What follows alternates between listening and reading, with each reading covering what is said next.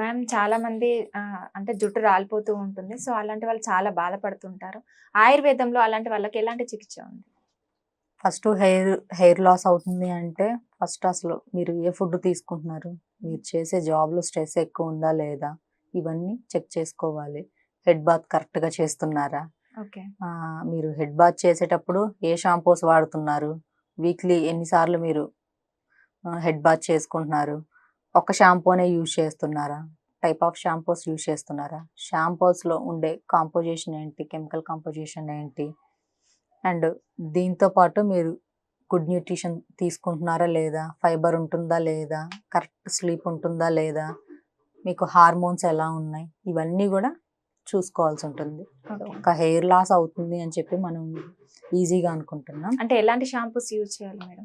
అసలు ఏ షాంపూస్ కన్నా కూడా చక్కగా న్యాచురల్గా కుంకుళ్ళతో స్నానం చేయడం మంచిది. ఓకే. సో దానికి మించింది ఏది లేదు. ఆయుర్వేదంలో మేము ఖచ్చితంగా ఈ కుంకులతో తయారు చేసిన షాంపూస్ ఇవే ఎక్కువ ప్రిఫర్ చేస్తూ కానీ ఉంటాము. ఇప్పుడు అవి ఎక్కడ ఎందుకు దొరకట్లేదు? మార్కెట్లో చాలా ఉన్నాయి. అవునా? ఓకే. కాకపోతే ఇప్పుడు అందరు ఏంటంటే ఈ సోషల్ మీడియాకి, ఈ అడ్వర్టైజ్మెంట్కి ఎడిక్ట్ అయిపోయి ఉన్నారు. సో ఏదైతే కొత్తగా అడ్వర్టైజ్మెంట్ వస్తుందో, ఎవరైతే దాని గురించి గుడ్ ప్రమోషన్ చేస్తున్నారో, బాగా దానికి రివ్యూస్ ఎక్కువగా ఉన్నాయో, వ్యూస్ ఎక్కువగా, రీచ్ ఎక్కువ ఉందో అది కొంటున్నారు. Not only shampoo, each and every product కూడా depends on like reviews and దాని అడ్వర్టైజ్మెంట్స్. సో వీటి మీద జనాలు వెళ్ళిపోతున్నారు కానీ రియల్గా వీళ్ళకి ఏం కావాలో వాళ్ళకి తెలియడం లేదు పాపం. సో అయితే హెయిర్ లాస్ ఫస్ట్ మనకి అసలు హెయిర్ అనేది 2 టైప్స్ ఆఫ్ హెయిర్ ఉంటుంది. ఒకటి వచ్చేసి dry hair and oily hair.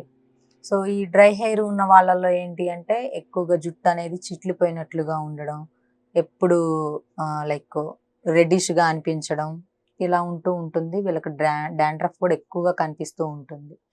ఇది డ్రై హెయిర్ ఉన్న వాళ్ళు. ఆయిలీ హెయిర్ ఉన్న వాళ్ళలో చూసుకుంటే మనము వీళ్ళకి ఇప్పుడు హెడ్ బాత్ చేసేస్తారు, మళ్ళీ ఈవినింగ్ కల్లా కూడా ఆయిల్ అప్లై చేసుకున్నట్లుగా అనిపిస్తూ ఉంటుంది.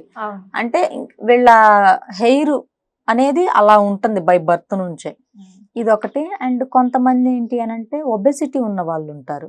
సో ఒబెసిటీ ఉన్న వాళ్ళు ఎక్కువగా వెయిట్ ఎక్కువగా ఉండి, థైరాయిడ్ ఇష్యూస్ ఉండి, ఇలాంటి వాళ్ళలో కూడా ఆయిలీ హెయిర్ మనం ఎక్కువగా చూస్తూ ఉంటాము. ఇదొకటి. అండ్ ఈ ఆయిలీ హెయిర్ ఉన్న వాళ్ళకి అడ్వాంటేజ్ ఏంటి అని అంటే వీళ్ళకి ఆయిల్ అప్లై చేసుకునే పని లేదు. స్కిన్ దానంతటా వాళ్ళ స్కిన్ కానీ వీళ్ళకి హెయిర్ కానీ ఆయిల్ని దానంతటా అదే ప్రొడ్యూస్ చేసుకుంటూ ఉంటుంది. అలా అనిపిస్తూ ఉంటుంది. కాకపోతే వీళ్ళు ఫ్రీక్వెంట్గా హెడ్ బాత్ చేస్తూ ఉండాలి. ఇప్పుడు ఈ రెండిట్లో చూసుకుంటే ఇక్కడ ప్రాబ్లం వల్ల ఈ డ్రై హెయిర్ ఉన్న వాళ్ళకే. సో అయితే ఈ డ్రై హెయిర్ ఉన్న వాళ్ళల్లో ఏంటి, ఈ డాండ్రఫ్ ఉంటుందని చెప్పాం కదా. డాండ్రఫ్ వల్ల కూడా జుట్టు ఊడుతుంది అంటారు. దీనికి ఏదైనా సొల్యూషన్ ఏంటి మేడం? ఓకే. అసలు డాండ్రఫ్ ఎక్కువగా ఉంది అని అంటే ఫస్ట్ మనం ఫ్రీక్వెంట్గా హెడ్ బాత్ చేస్తూ ఉండాలి. అండ్ దానితో పాటు హెడ్ బాత్ చేసేటప్పుడు రకరకాల షాంపూస్ వాడుతూ ఉంటారు. అవేమీ కాకుండా చక్కగా కుంకుళ్ళతో చేయాలి. అండ్ దానితో పాటు వీక్లీ 1 or 2 కల్బంద, మందారం, మెంతులు ఉంటాయి కదా, మనం చక్కగా మెంతుల్ని నైట్ సోక్ చేసి పెట్టేసేసుకొని ఎర్లీ మార్నింగ్ లేదంటే మార్నింగ్ సోక్ చేసి పెట్టేసేసుకొని నైట్ పూట ఆ చక్కగా మెంతుల్ని వడకట్టేసేసుకొని పేస్ట్ చేసేసుకొని ఈ మందారం, కల్బంద అండ్ ఈ మెంతులు ఇవన్నీ పేస్ట్ చేసేసుకొని చక్కగా ఈ తలకి, హెయిర్కి, మొత్తం స్కాల్ప్కి బాగా పట్టించేసేసి మినిమం 1 to 2 hours మనం అలానే ఉంచేసేసి తర్వాత హెడ్ బాత్ చేసినట్లయితే ఈ డాండ్రఫ్ అనేది తగ్గుతుంటుంది. అండ్ దానితో పాటు హెయిర్ లాస్ కూడా కంట్రోల్ అవుతూ ఉంటుంది. ఎందుకు అంటే మనకి మెంతుల్లో మంచి మంచి యాంటీబయాటిక్స్ ఉన్నాయి న్యాచురల్గా.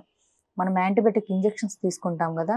సో ఆ ఇంజెక్షన్లో ఉండే ఏవైతే ఉన్నాయో ఇవన్నీ కూడా మనకి న్యాచురల్గా మెంతుల్లో దొరుకుతుంది మనకి. సో అలాంటప్పుడు రెగ్యులర్గా మనం కొన్ని మెంతులు మనం నానపెట్టేసేసుకొని చక్కగా హాట్ వాటర్ వేసేసుకొని తాగినా మంచిదే. లేదు అని అంటే ఇలాగా హెడ్కి ఇలా మనం రెగ్యులర్గా కాకపోయినా వీక్లీ 1 or 2 ఇలా పెట్టుకున్నా కూడా మీకు ఈ స్కాల్ప్లో డాండ్రఫ్ అనేది పూర్తిగా పోతుంది. అండ్ దాంతో పాటు హెయిర్ లాస్ కూడా కంట్రోల్ అవుతుంది.